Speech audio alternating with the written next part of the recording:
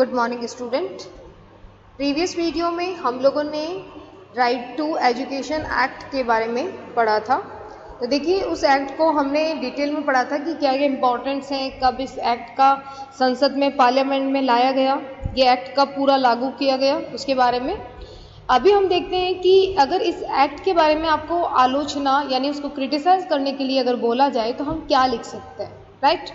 तो चलिए स्टार्ट करते हैं इसके बारे में कुछ पॉइंट और फिर हम इसका एक साथ फास्ट में रिवीजन करेंगे ताकि आपको पता चले कि क्वेश्चन में आपको आंसर कैसे देना है अगर ऐसा क्वेश्चन आ जाए तो। क्लियर। तो देखिए सबसे पहले इसकी आलोचना क्या की गई कि जो भी एजुकेशन है उसकी क्वालिटी पे फोकस नहीं करते हुए उस पर परामर्श किए बिना इस आरटी एक्ट को बनाया गया। ये आपको ध्यान रखना है, यानी कि ज़्यादा इस पर डिस्कस नहीं किया गया और इस एक्ट को बना दिया गया। जो 6 साल से कम बच्चे थे, जो 6 साल की एज से कम छोटे बच्चे थे, उनको इस एक्ट में नहीं लिया गया। तो ये सबसे बड़ा डीमेरिट्स कह सकते हैं हम लोग कि 6 साल से कम उम्र के बच्चे के बारे में इस अधिनियम में नहीं सोचा गया।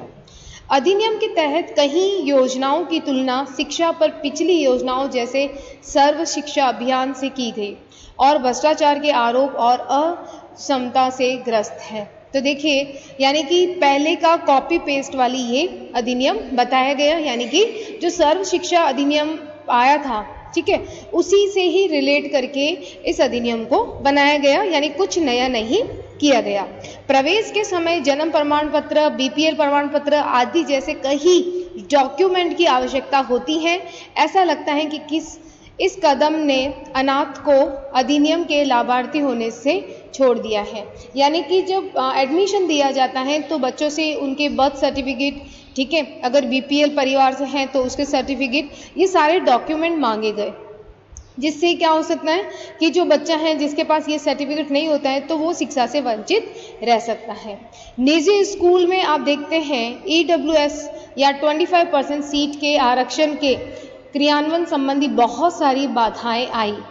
इस संबंध में कुछ चुनौतियां माता पिता के प्रति भेदभावपूर्ण व्यवहार और एक अलग से सामाजिक सांस्कृतिक परिवेश के साथ फिट होने के लिए छात्रों द्वारा अनुभव की जाने वाली कठिनाइयां बताई गई। यानी 25% जो सीट रिजर्व थी, जो आप कह सकते हैं जो इकोनॉमिकल वीकर सेक्शन है, यानी कि जो आर्थिक रूप से पिछड़े हैं, उनके लिए 25% सीट प्राइवेट स्कूल में क्या किया गया, रिजर्व रखा गया। लेकिन फिर भी आप देखते हैं कि उनको वो सीट लेने में भी बहुत ज़्यादा दिक्कत आई थी।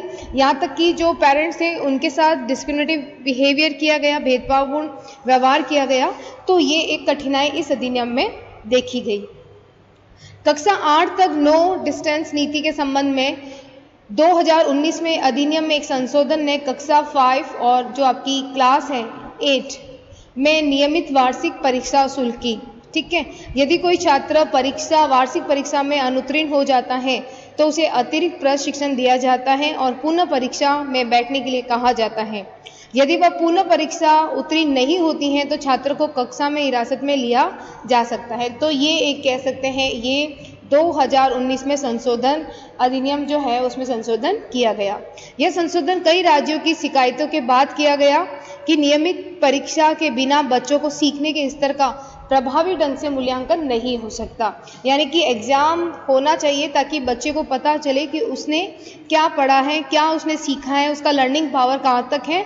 तो एग्जाम होना चाहिए। ये काफ़ी स्टेट से इसकी कंप्लेंट आई थी, देन उसको लागू किया गया। साथ ही जो राज्य संशोधन के खिलाफ थे वे 6 राज्य थे जिनके पास अधिनियम में अनिवार्य सीसीई प्रणाली के प्रभावी कार्यान्वयन के कारण उच्च शिक्षा के परिणाम थे। 6 राज्य में कौन कौन से हैं? आंध्र प्रदेश, कर्नाटक, केरल, गोवा, तेलंगाना और महाराष्ट्र थे, ठीक है। ये आपको ध्यान रखना है। और आगे मैंने आपको बताया था सीसीई का फुल फॉर्म क्या था, ठीक है, तो ये आपको याद रखना है। यह पाया गया कि कई राज्यों के मूल्यांकन की सीसीई प्रणाली को अपनाने में कठिनाई होती हैं। यह मुख्य रूप से शिक्षकों के प्रशिक्षण और अभिविन्यास में कमी के कारण है। तो देखिए ये जो सतत शिक्षा आपका कह सकते हैं मूल्यांकन है बच्चों का, वो सही नहीं हो पा रहा था, तो इसमें कहीं ना कहीं शिक्षकों के ट्रेनिंग सिस्टम की कमी बताई गई, ठीक है, क्योंकि बच्चों का वैल्यूएशन ढंग से हो नहीं पा रहा था। अधिनियम के खिलाफ एक और आलोचना यह थी कि भारत में सार्वजनिक शिक्षा प्रणाली के मानकों और परिणामों को बढ़ाए के बजाय कुछ हद तक निजी स्कूलों की जिम्मेदारी है, क्योंकि जो सभी के लिए शिक्षा हो उसमें थोड़ा प्राइवेट स्कूल भी रेस्पॉन्सिबल थे। तो ये कुछ आलोचना के पॉइंट आपको लास्ट में पूछे जा सकते हैं, तो आप इसको लिख सकते हैं। तो हम एक बार देख लेते हैं कि इसका कैसे हम फास्ट रिवीजन कर सकते हैं। तो राइट टू एजुकेशन एक्ट 2009 यानी शिक्षा का अधिकार अधिनियम 2009, इस पे आपको शॉर्ट नोट लिखने के लिए आ सकता है, तो आपको लिखना है। इस एक्ट को मैंने आपको पहले ही बता दिया था कि पार्लियामेंट में, भारतीय संसद में इसे कब लेके आए थे, 26 अगस्त 2009 को, और ये कानून देश में कब लागू हुआ, 1 अप्रैल 2010। ये दोनों ही डेट बहुत ही इंपॉर्टेंट है। अगर आप कंपटीशन एग्जाम भी देते हैं तो कई बार पूछा गया है कि पार्लियामेंट में कब आया गया, ये पार्लियामेंट में पास कब हुआ, तो 26 अगस्त 2009। और ये इफेक्ट में कब आया, प्रभावपूर्ण से लागू कब हुआ, तो 1 अप्रैल 2010। इसका टाइटल क्या है, कि इसे क्या नाम से बोला जाता है, right to free and compulsory education act 2009। तो ये भी इम्पॉर्टेंट है, तो इसमें फ्री वर्ड भी इम्पॉर्टेंट है और कंपल्सरी जो आपका वर्ड है अनिवार्य, वो भी इम्पॉर्टेंट है। क्लियर है आपको? देखिए अब हम फटाफट इसका देखेंगे कि कैसे लिखना है एग्जाम में।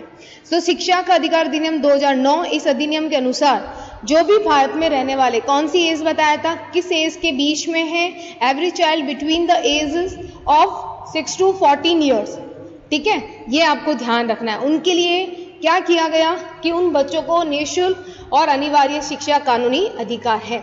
ये कहाँ से, कौन सी क्लास से, 1st to 8th, ये आपको ध्यान रखना है। यह अधिनियम निःशुल्क अनिवार्य शिक्षा के प्रावधान के तौर तरीकों का वर्णन करता है। कभी कभी ये पूछा जा सकता है कि 2009 एक्ट किस चीज को बता रहा है, तो निःशुल्क एवं अनिवार्य शिक्षा को। क्लियर है आपको? फ्री एजुकेशन, निःशुल्क शिक्षा को विद्यालय के किसी भी शुल्क का भुगतान दायित्व से मुक्त रखा गया है। मतलब फ्री एजुकेशन मीन्स क्या होता है कि कोई भी आपको पे नहीं करना है, चाहे डायरेक्ट या indirect. There is no direct school fee और इनडायरेक्ट कॉस्ट, यानी uniform, text book, mid day meals, ठीक है, ट्रांसपोर्टेशन टू बी।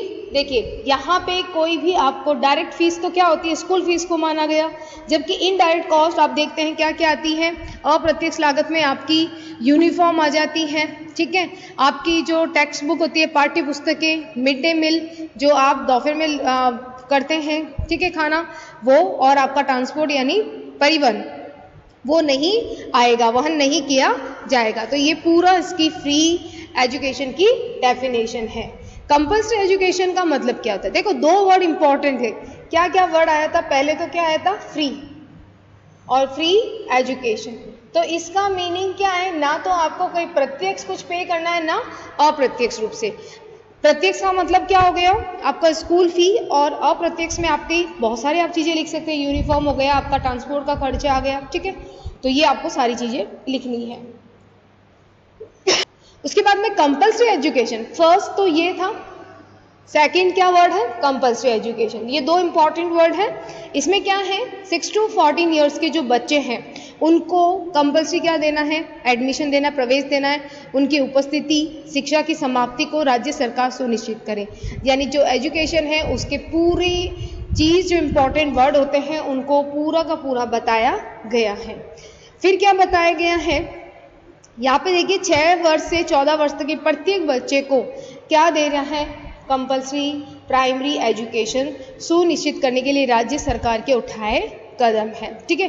तो स्टेट गवर्नमेंट जो है उनके लिए जो स्टेप है, important step, primary education of every child from 6 years to 14 years के बच्चों के लिए। तो कभी कभी एज भी पूछा जा सकता है, 6 to 14 ईयर्स, ये आपको ध्यान रखना है। क्लियर है? अब देखिए शिक्षा के अधिनियम की कभी कभी हमें विशेषताएं पूछ जाती हैं। क्या पूछा जाता है? मेन फीचर्स लिखने हैं हमको। तो सबसे पहला मेन फीचर्स क्या आएगा? कौन सी एज के लिए है? 6 to 14। तो पहला हमारा क्या होना चाहिए? Right of free and compulsory education to all children of India in the 6 to 14 age group। 6 से 14 साल के बच्चों को निःशुल्क और अनिवार्य शिक्षा देना ये मेन अधिकार है, बताया गया है। ठीक है, बच्चे को लेना है ये उसका अधिकार है और देना है ये हमारा कर्तव्य है। विद्यालय से बाहर के बच्चों के लिए विशेष व्यवस्था, special provision for out of school children. देखिए कभी कभी जो बच्चा होता है वैसे एज के अकॉर्डिंग उसको क्लास में एडमिशन देनी है। जैसे फॉर एग्जांपल कि कोई बच्चा 10 ईयर का है, ठीक है, 10 साल का बच्चा है, अगर वो स्कूल पहली बार आ रहा है तो उसको एज के अकॉर्डिंग तो 4th 5th में होना चाहिए। अगर उस क्लास वो 4th 5th में दिया भी जाता है लेकिन उसको बेसिक नॉलेज भी नहीं है, ठीक है, तो फिर क्या होगा, उसके लिए स्पेशल प्रोविजन होना चाहिए कि उन बच्चों को कैसी शिक्षा दी जाए। Right to transfer to other school, अगर कोई बच्चा है जो अपने घर के 1 किलोमीटर के दायरे में प्राइमरी एजुकेशन ले रहा है लेकिन अगर किसी कारणवश से वो वहाँ से घर छोड़कर कहीं और जाता है तो वो किसी दूसरी स्कूल में जो उसके घर के नज़दीक है वहाँ पे अपना ट्रांसफ़र करा सकता है, स्कूल में एडमिशन ले सकता है। तो ये एक इम्पॉर्टेंट ध्यान रखना है। प्रत्येक 1 किलोमीटर के क्षेत्र में एक प्राथमिक विद्यालय की स्थापना होनी चाहिए। इम्पॉर्टेंट है कि 1 primary school will be set up in every 1 kilometre area. ये इम्पॉर्टेंट आपको लर्न करना है। नेक्स्ट क्या कहना है, नो कोई भी कैपिटेशन शुल्क या टेस्ट प्रक्रिया नहीं होगी। अभी अभी आप देखते हैं डोनेशन फीस वगैरह होती है स्कूल में एडमिशन के लिए, तो इस तरह की कोई भी फीस नहीं होगी और कोई भी उसको टेस्ट नहीं देना है कि आपका ये टेस्ट दोगे तब आप उस क्लास में आओगे, ऐसा कोई भी टेस्ट नहीं होगा। कोई विद्यालय बच्चों को प्रवेश देने से इनकार नहीं कर सकता, यानी किसी भी बच्चे को हम ये नहीं कह सकते कि हम आपका एडमिशन नहीं देंगे क्योंकि आपके पास में एज प्रूफ का कोई भी विटनेस नहीं है, यानी कि उसके पास एज प्रूफ का अगर कोई भी डॉक्यूमेंट नहीं है तो भी हम उसे मना नहीं कर सकते हैं कि आपको एडमिशन हम नहीं देंगे। ठीक है, एक ही कक्षा में पुनः रोकने और विद्यालय से निकालने की मनाही, यानी कि बच्चे को है वो एक ही कक्षा में उसे नॉलेज नहीं होने पर भी उसे स्पेशल क्लासेस लगाकर उसे एक्स्ट्रा पढ़ाकर उसे प्रमोट करना है। 3 जैसे 3rd क्लास में पढ़ता है तो 4th क्लास में उसको देना है। ठीक है, ये इंपॉर्टेंट बताया गया है। बच्चे को कोई भी फिजिकल पनिशमेंट और मेंटल हरेसमेंट नहीं करना है, इंपॉर्टेंट है। विद्यालय को मान्यता प्रमाण पत्र होना चाहिए विद्यालय के पास में, प्रत्येक विद्यालय में, इंपॉर्टेंट है। और ये शॉर्ट में पूछा भी जाता है कि SMC का फुल फॉर्म लिखिए, स्कूल मैनेजमेंट कमेटी। ठीक है, तो establishment of school management committee in every school, प्रत्येक विद्यालय में होना जरूरी है। और देखिए यहाँ पे प्राइवेट ट्यूशंस को भी रेस्ट्रिक्ट किया है, तो ये इंपॉर्टेंट माना गया है। तो ये सारे फीचर्स में आएंगे आपके। पहले हमने डिटेल में पढ़ा, अब हम पॉइंट टू पॉइंट इसको देख रहे हैं कि हम क्या लिख सकते हैं। ठीक है, प्रारंभिक शिक्षा पूरी करने वाले विद्यालय बच्चे को, जो प्रारंभिक शिक्षा पूरी कर लेते हैं उन बच्चे को प्रमाण पत्र से सम्मानित करना चाहिए, यानी कि उसको अवार्ड और सर्टिफिकेट देना चाहिए जब उसकी एलिमेंट्री एजुकेशन जो पूरी हो जाती है, यानी कि 1st to 8। क्लियर है आपको?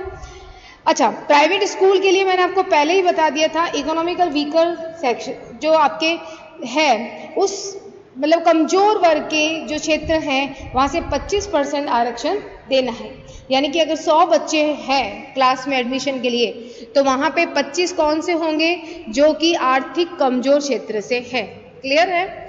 शिक्षकों की नियुक्ति के लिए योग्यता, नियम और शर्तें होनी चाहिए, जो भी क्वालिफिकेशन है, terms condition for appointment of teachers, teachers के लिए बिल्कुल योग्यता, नियम और शर्त कंडीशंस होनी जरूरी है। देखिए यहाँ पे और क्या पूछा गया है, आयु प्रमाण के अभाव में किसी भी बच्चे को स्कूल से प्रवेश से वंचित नहीं किया जाएगा। पहले ही बता दिया मैंने कि एब्सेंस ऑफ एज ग्रुप हम किसी भी बच्चे को एडमिशन से नहीं रोक सकते हैं। ठीक है, अच्छा, सेंटर का कितना खर्च होगा, केंद्र का 55% और जो स्टेट गवर्नमेंट है उसका 45% होगा। जो फाइनेंस डिस्ट्रीब्यूशन होगा, वित्त का जो विभाजन है वो कैसे होगा, financial and other responsibility will be share between the state and central government, 55% in the central and 45% of state government. ठीक है, ये आपको ध्यान रखना है। इस अधिनियम में ऐसा नहीं है कि केंद्र सरकार और राज्य सरकार ही काम करेंगे, यहाँ पे लोकल जो ऑफिसर्स होते हैं उनका भी रहेगा, स्कूल का भी रिस्पॉन्सिबिलिटी है, टीचर की भी है और साथ ही इम्पॉर्टेंट है पेरेंट्स की जिम्मेदारी भी रहेगी। तो ये क्वेश्चन देखिए काफ़ी बार पूछा गया है कि इस अधिनियम को प्रभावी बनाने के लिए इफेक्टिव बनाने के लिए कौन ज़्यादा जिम्मेदार है? तो देखिए सभी का रोल है, सेंट्रल गवर्नमेंट है, स्टेट है, लोकल है, आपकी स्कूल है आपका, और टीचर हैं, और इम्पॉर्टेंट क्या है, बच्चों के पेरेंट्स भी रहेंगे, ये आपको ध्यान रखना है। इसी के साथ में रेशियो भी बताए गए हैं, जो टीचर और आप कह सकते हो स्टूडेंट का रेशियो क्या है, टीचर जो छात्र और अध्यापक का अनुपात है वो क्या है, विद्यार्थी शिक्षक का अनुपात अगर फर्स्ट टू फिफ्थ है और 120 से कम बच्चे, कितने से 120 से कम विद्यार्थी हैं, तो वहां पे कितना है 30:1, यानी कि 30 स्टूडेंट पर एक अध्यापक का रहेगा। अगर वहाँ पे मोर देन 120 स्टूडेंट है, यानी 120 से ज़्यादा स्टूडेंट है, तो वहाँ पे 40 स्टूडेंट पे कितना रहेंगे, एक टीचर, ठीक है, 40 स्टूडेंट पे एक। और फिर 6 to 8 के लिए कितना है 35:1, यानी एक टीचर 35 बच्चों पे रहेंगे। प्रारंभिक शिक्षा की प्राप्ति के लिए अपने बच्चों का घर के पास वाले विद्यालय में नामांकन करवाना जरूरी है। देखिए पेरेंट्स की क्या ड्यूटी है, पेरेंट्स की भी देखिए माता पिता की क्या ड्यूटी है कि आपके घर के पास जो नज़दीकी आपकी स्कूल है, तो वहाँ पे बच्चों को आपको प्रारंभिक शिक्षा पूरी कराना है, ये उनकी ड्यूटी बनती है, ठीक है। सेंट्रल गवर्नमेंट की क्या ड्यूटीज बनती हैं, सबसे पहला तो to develop framework of national curriculum, यानी कि उनको क्या करना है, एक राष्ट्रीय पाठ्यक्रम की रूपरेखा तैयार करना है, टाइम टू टाइम अपडेट करना है। ऐसा शिक्षकों के प्रशिक्षण के लिए मानकों को विकसित करना, टू डेवलप और enforce standards for training of teachers, यानी कि जो भी टीचर हैं उनको प्रशिक्षण देना, स्टैंडर्ड बनाना उनके लिए सेंट्रल गवर्नमेंट का राइट है। स्टेट गवर्नमेंट को प्रोवाइड करनी है कि जो भी टेक्निकल सपोर्ट हो या जो भी रिसोर्सेज उनको चाहिए वो प्रोवाइड करना है स्टेट गवर्नमेंट को। कौन प्रोवाइड करेगा, केंद्र सरकार करेगी। किसको करेगी, राज्य सरकार को। बच्चों के शैक्षिक विकास से संबंधित नीतियों का निर्माण करना, time to time policy formulate करना है बच्चों के लिए, ठीक है। और 55% का जो एक्सपेंसेस है वो उनको कहना है कि वो उनको वहन करना पड़ेगा, ठीक है, ताकि ये लॉ आराम से चल पाए। ड्यूटीज ऑफ स्टेट गवर्नमेंट, राज्य सरकार के क्या कर्तव्य होंगे इस बारे में। 6 से 14 साल के जो राज्य के अपने बच्चे हैं उनको निःशुल्क अनिवार्य शिक्षा देना, घर के नज़दीक में विद्यालय की उपलब्धता सुनिश्चित करना, यानी 1 किलोमीटर के दायरे में प्राइमरी स्कूल होनी जरूरी है। 45% एक्सपेंसेस कौन वहन करेगा, स्टेट। और सेंट्रल का कितना था, सेंट्रल का था 55%, ठीक है। यह सुनिश्चित करना कि गरीब वर्ग का कोई भी बालक किसी भी कारण से प्राथमिक शिक्षा से वंचित नहीं रहे, ये ध्यान रखना है, ठीक है। साथ ही साथ जो 3 वर्ष से छोटे बच्चे हैं, यानी 3 वर्ष से आप कह सकते हैं 3 वर्ष से अधिक बच्चे हैं, उनकी प्रारंभिक शिक्षा की तैयारी है तो निःशुल्क प्री विद्यालय शिक्षा प्रदान करने की आवश्यक व्यवस्था करना। यानी देखिए 6 से 14 के लिए तो यह एक्ट है ही है, लेकिन अगर कोई बच्चा 3 to 6 ईयर्स के बीच में आ रहा है तो उन बच्चों के लिए प्री स्कूल एजुकेशन की व्यवस्था करना, ये स्टेट गवर्नमेंट का राज्य सरकार के कर्तव्य में आएगा। बच्चों को क्वालिटी वाली एजुकेशन प्रोवाइड करना, टू प्रोवाइड क्वालिटी एजुकेशन, ठीक है। शिक्षकों के लिए एक इफेक्टिव ट्रेनिंग सिस्टम होना जरूरी है, ये स्टेट गवर्नमेंट का आपका रहेगा। उसी तरह से हम duties of the local government, स्थानीय सरकार के क्या कर्तव्य है। स्थानीय सरकार के प्रत्येक बच्चा स्थानीय जो रहेगी वहाँ पे रहेगा कि वो ज़्यादा अच्छे से जान सकते हैं कि हमारे यहाँ पे कितने बच्चे प्राइमरी एजुकेशन ले रहे हैं, तो उपलब्ध कराना। अगर कहीं प्राइमरी स्कूल नहीं है तो वहाँ पे निर्माण कराना, ठीक है। और 6 से 14 साल के बच्चों का रिकॉर्ड रखना कि बच्चे एजुकेशन ले रहे हैं, ड्रॉप आउट हो रहे हैं तो क्या हो रहा है, ठीक है।